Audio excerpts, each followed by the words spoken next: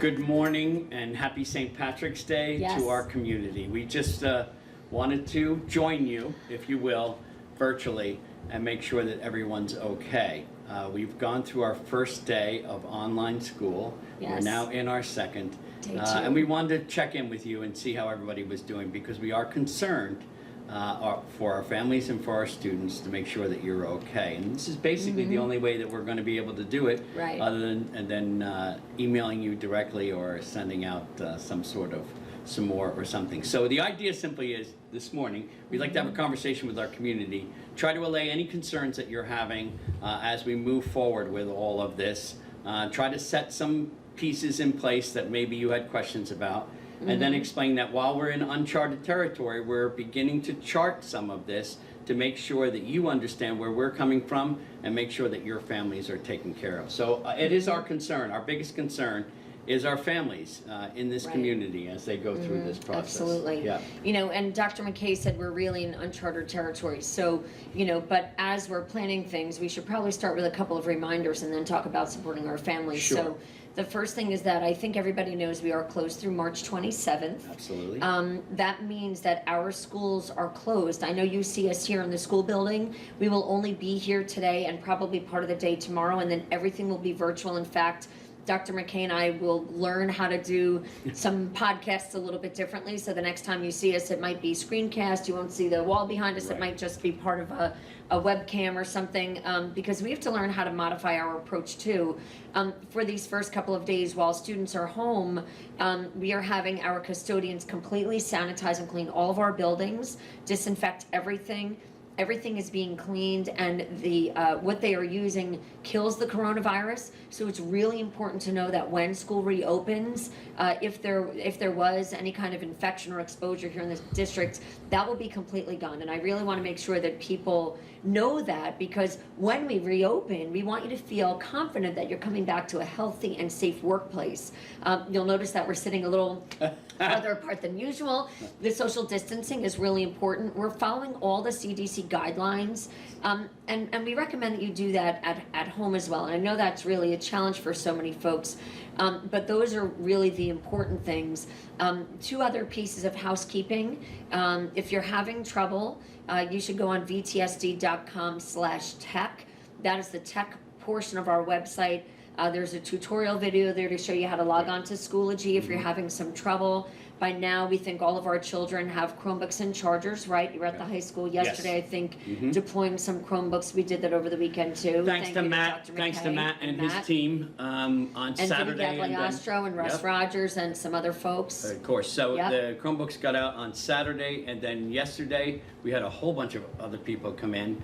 And again, we're available right now, but Right. once But we won't be. once we get to Thursday, Right. we're closing everything down. Yes, So everything will be virtual. It doesn't mean we can't be reached via email and we won't Absolutely. respond. We actually worked with our administrators yesterday on establishing some protocols so that if you need some help, you can email our administrators. You can even call their phones. For the most part, will go to a voicemail that goes to an email, and they'll be able to respond to you that way. Our teachers are using things like Remind Yep. as well as email. So if your children are starting to struggle with content, or if they have questions, please have them email their teacher. We don't want to be out of touch during this time. We also want to thank Kevin Duffy from the Glenwood Pochuck Yes, Kevin, thank you. ambulance squad. Kevin has a couple of things available. There are computers, there's Wi-Fi, printers available. They also have some supplies available for families. Right. And there was another question families had out there in the community. We are feeding our children on free and reduced lunch. So if you receive free and reduced lunch in school, the pickup for lunch and breakfast is every day at the high school between 11 and 1. And if you know somebody who might receive free and reduced lunch and they can't get to the high school because they don't have transportation, maybe you could give them a ride, because they do need to go and pick that up in person, because we just can't provide food for anybody. You have to qualify for that meal service. So what Sodexo does, and Maureen Remner is terrific, she'll be up there, it's in the lobby of the high school. She has a cart there, and she has the lunches and breakfasts ready for you. Right. But they do put in the student code number. Yes. And of course, that has to be, because Sodexo, of course, would be reimbursed for Right, all right, of this. right. But there's hundreds of lunches that went a-wanting yesterday. We certainly Yeah. want people to come up. We want them to enjoy and have every service that we possibly Yeah. can. We are concerned about our community. We're concerned very about a much lot so. of things as you move Yeah, forward. let's talk about that a little bit. So one of the things that we're concerned with is our students feeling overwhelmed the first day or two with the online learning. We understand. We have charged our teachers to make sure that they're giving important lessons with student engagement, and the reality is this is the first time that we've done this. Yeah. So we find ourselves trying to chart out whether this is going to be a marathon or whether this is going to be some other distance. And the truth of the matter is we started out sprinting. So Right. we want you to know, Yeah. don't worry.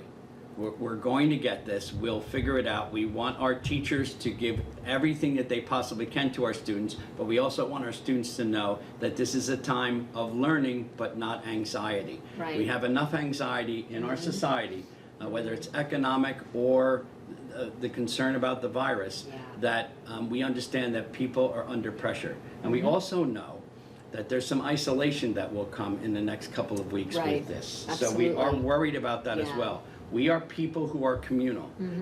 Teachers are communal people, our children are communal people, and we may find ourselves in a situation where we're feeling isolated. Yeah. So we want you to be aware that we're aware of all of this, and we're Absolutely. concerned about our folks. And if you need anything, reach out to us, and we will try to do everything we possibly can to allay any fears, to assuage your concerns about too much work, or just to talk. Yeah. So I want to convey two things on that point. The first is flexibility. I think sometimes when we go through times of crisis, the most natural reaction is to become very rigid. Yes. You know, kids are going to get up at 8 o'clock and do your work and have your breakfast, and then at 10 o'clock you can have a 15-minute break. And I would encourage some flexibility. The other thing is that every child learns differently, right? We know this as educators. Yes. But what that means for parents is that you may have an older child, particularly teenagers, that want to stay up late and do their work and sleep in the morning. My recommendation would be consider allowing different schedules for different aged children. Every child learns differently and reacts differently. For children who feel the need to spend more time in one area, like math or reading, they can. So I would encourage a little flexibility and give your child a little bit of what they need for academic support. And we know you're not teachers, many of you, right? That our teachers are providing the academics, but you are providing, food and rest and communal time together, right? Whether it's watching a movie or spending time together. The other thing that I would encourage you to think about are the way that our bodies react to anxiety and depression.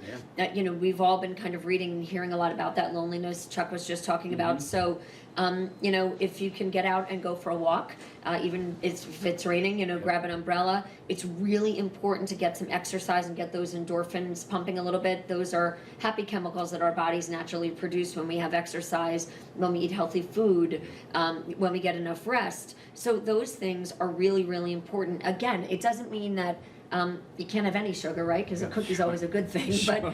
But so there has to be flexibility and balance. But try to mind your own health and the health of your children and your family, and that's really difficult because you might be working from home. Yes. You might be trying to figure out, when the next opportunity is for you to go to work because of all of the parameters and the restrictions that have been placed on us as a society.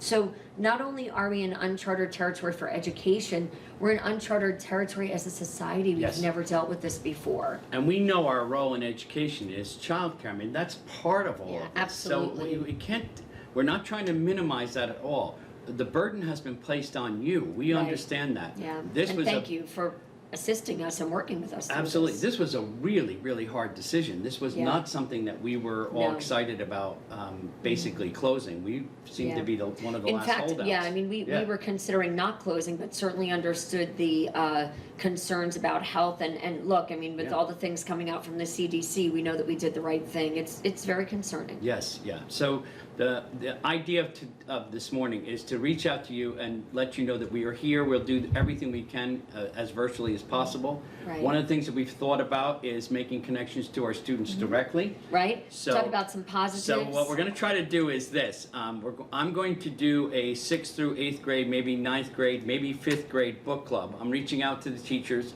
in those grade levels and try to get some virtual book clubs going, one of the things I'd like to do is, it's St. Patrick's Day, so there's this great book called A Monster Called. And we're going to take a look at that and maybe have our students. So if you're interested in joining my virtual book club, please come join us. We'll do a discussion about A Monster Calls. Reach out to me and then I'll reach out to you. But Karen's also going to do something. Yeah, I'm going to do story time with the superintendent. I think the first book is going to be Frederick by Leo Leone, about a little mouse who deals with some adversity, and it might be really appropriate for our students. So once we figure out what platform and how that's going to get out there, that'll be out in the community in the next couple of days. And I think you're going to see creativity from administrators and from teachers. I know you're already seeing it from our teachers who are doing a great job. Between our teachers who are doing just a lot of extra work, we want to thank them. Our tech team has handled a lot of work tickets for families, learning how to log on to Schoology, for teachers, creating new content in a completely different format. And we want to thank you, our parents in our community. We know that it hasn't been an easy transition, and we're not really sure what the next phase looks like. Right. But we will try to come to you as often as we can to try to provide support in every area possible for the development of our children. So the Chromebooks and the chargers are basically out, although if you still find yourself with a Chromebook Yes. that doesn't work or the wrong charger or whatever, let us know. Or if you need Wi-Fi, we mentioned Glenwood Ambulance Squad, but if you need Wi-Fi, contact us. We may be able to help you in that regard too. Right, and of course, if your child's at home and has a phone, the older children, Yes. they can do some of the work through their phone. So if you don't have the Wi-Fi at home, they can do it Right. that way. And the last thing was, all your child has to do is log on to Schoology. As long as they're on Schoology once per day, their attendance will count. So please don't worry about that. Right. We've had some families worrying about what counts and what doesn't count. As long as your child logs onto Schoology, the Schoology platform will automatically take their attendance. We're very lucky we were set up for that. And as long as they are doing academic work once per day on Schoology, they will automatically count towards attendance in school. So please don't worry. And these days counts with the Department of Education. Absolutely. So we don't have to make these days up. This virtual learning does count towards the regular 180 days of school that are required to complete the school year.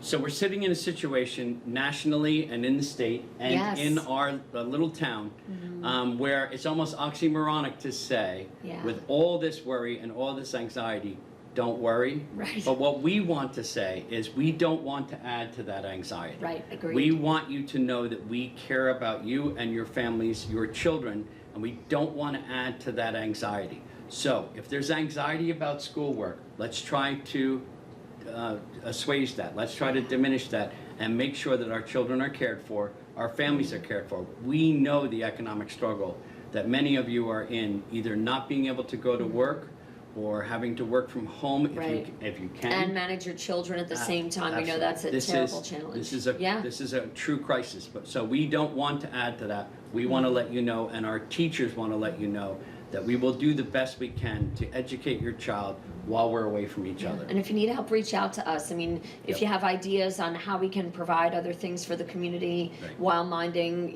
some of the CDC regulations, we're more than willing to listen to thoughts from parents on how to support you, on how to provide, there are a lot of people looking to volunteer because they're not working. So, and you know what? Maybe this is also the opportunity to do some things that you haven't had the chance to do, like cook with your children, read with your children, and try to value them for all of the wonderful gifts that they are to us and to you. We know that it's a hard time, but we know we can get through it together. Right, and we'll get through it together.